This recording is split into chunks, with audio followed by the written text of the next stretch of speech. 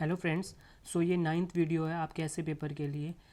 आप सभी को वासुदेव कुटुंबकम के कंसेप्ट के बारे में तो पता होगा, जिसका मतलब होता है world is one family. World is one family.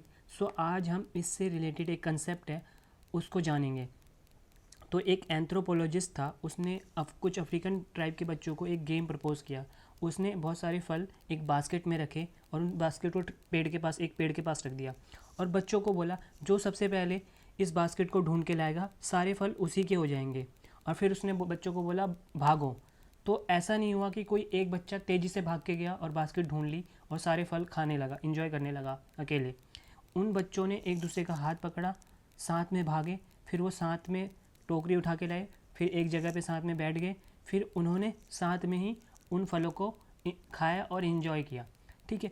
इससे जो एंथ्रोपोलॉजिस्ट था वो सरप्राइज़ हो गया। उसने पूछा आपने ऐसा क्यों किया? तो उन्होंने जवाब दिया बिकॉज ऑफ उबुंटू। उन्होंने बोला उबुंटू।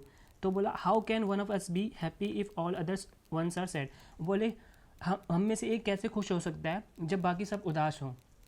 तो इस उबंटू फिलोसफी के बारे में हम आज थोड़ा सा जानते हैं कि ये उबंटू फिलोसफी क्या है। इसको आप अपने एथिक्स में यूज़ कर सकते हो, अपने ऐसे के पेपर में यूज़ कर सकते हो, इस वासुदेव कुटुंबकम के कंसेप्ट के साथ और इसके जगह पे भी। ठीक है। तो उबंटू फिलोसफी को जो आर्क बिशप देसमंड टूटू हैं वो कैसे एक्सप्लेन कर रहे हैं। वो बोल रहे हैं I am a person through other people, my humanity is tied to yours. इसका मतलब ये है कि जो ह्यूमन बींग्स है वो आइसोलेशन में एग्जिस्ट नहीं कर सकते हैं। ठीक है। Human beings are interconnected. So हम अक्सर ऐसा सोचते हैं कि we are just an individual और हम एक दूसरे से अलग हैं, बट ऐसा नहीं है। एक्चुअल में हम कनेक्टेड हैं। एंड जो आप भी कर रहे हो, what you do affects the whole world. जो आप कर रहे हो वो पूरे वर्ल्ड को अफेक्ट करता है। When you do well it spreads out and it is for the whole of the humanity. अगर आप कोई अच्छा काम करोगे तो आपकी अच्छाई धीरे धीरे स्प्रेड करेगी और पूरी मानवता का भला करेगी। It is for the good of the humanity. इससे बटरफ्लाई इफेक्ट की तरह काम करता है ये। मतलब एक स्मॉल चेंज ग्रेजुअली एक क्वालिटेटिव चेंज के रूप में पूरे सिस्टम को में इम्पैक्ट डालेगा, पॉजिटिव इम्पैक्ट डालेगा। अगर आप पॉजिटिव काम करोगे, नेगेटिव इम्पैक्ट डालेगा अगर आप नेगेटिव काम करोगे। ठीक है। वही उबंटू फिलोसफी, वही same I am because of who we all are means again human beings can not stay in isolation, they can not live in isolation. Human beings are interconnected.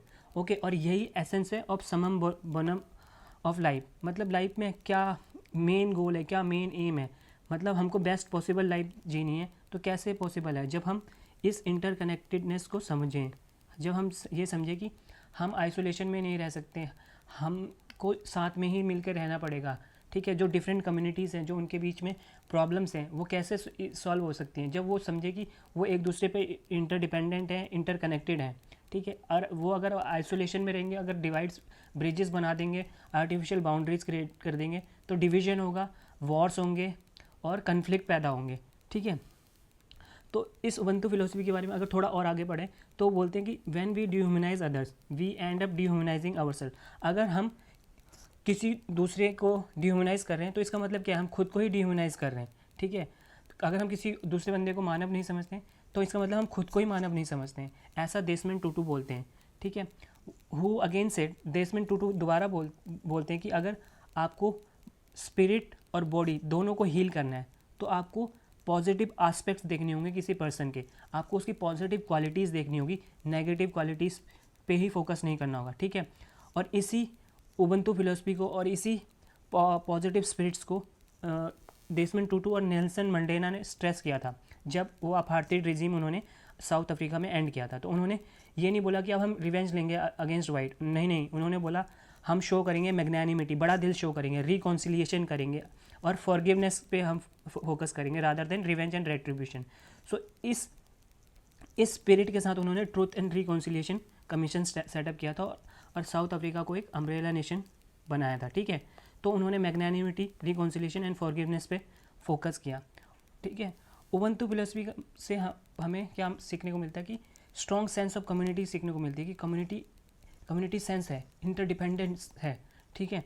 और जब इस community sense होगी तो जो division होगी, individual के बीच में जो फाइट होगी वो धीरे धीरे रिड्यूस होगी।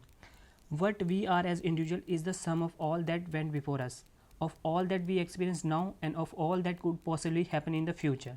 ठीक है। अब इसके बाद एक और चीज़ जो आप अपने ऐसे में कहीं पे कोट कर सकते हो कि उबंटू में एक प्रैक्टिस है, ठीक है, जिसमें क्या होता है अगर किसी पर्टिकुलर मेंबर ने कम्युनिटी के कोई गलत काम कर दिया है तो वो सब उसकी बुराइयां नहीं करेंगे, उसको शेमिंग नहीं करेंगे, वो क्या करेंगे उस बंदे की पॉजिटिव क्वालिटीज़ पे फोकस करेंगे, एक साथ में बैठेंगे गोला बना के, ठीक है, और उसकी पॉजिटिव काम जो उसने आज तक पॉजिटिव काम किए हैं उस पर फोकस करेंगे। और तो ये एक प्योरीफिकेशन की तरह काम करता है ये जो रिचुअल है उनका, ठीक है। इस रिचुअल के पीछे उनका फिलॉसफी क्या है कि सारे जो ह्यूमन बींग्स हैं वो एसेंशियली अच्छे हैं, उनका नेचर है अच्छा होना, अच्छे काम करना और अच्छा होना, they are essentially good, but कई बार गलतियाँ हो जाती हैं, तो उस गलतियों के टाइम पे हमें शेमिंग नहीं करनी चाहिए, पनिशमेंट नहीं देना चाहिए, बट उनकी पॉजिटिव क्वालिटीज़ पे फोकस करना चाहिए ताकि वो अपने ट्रू नेचर से रिकनेक्ट कर सके, ठीक है। तो इस उबंटू फिलॉसफी को और इस एंथ्रोपोलॉजिस्ट और बच्चों वाले एग्जाम्पल को आप अपने कहीं ऐसे में यूज़ कर सकते हैं और उबंटू फिलॉसफी को आप अपने एथिक्स के पेपर में भी यूज़ कर सकते हैं। Thank you very much.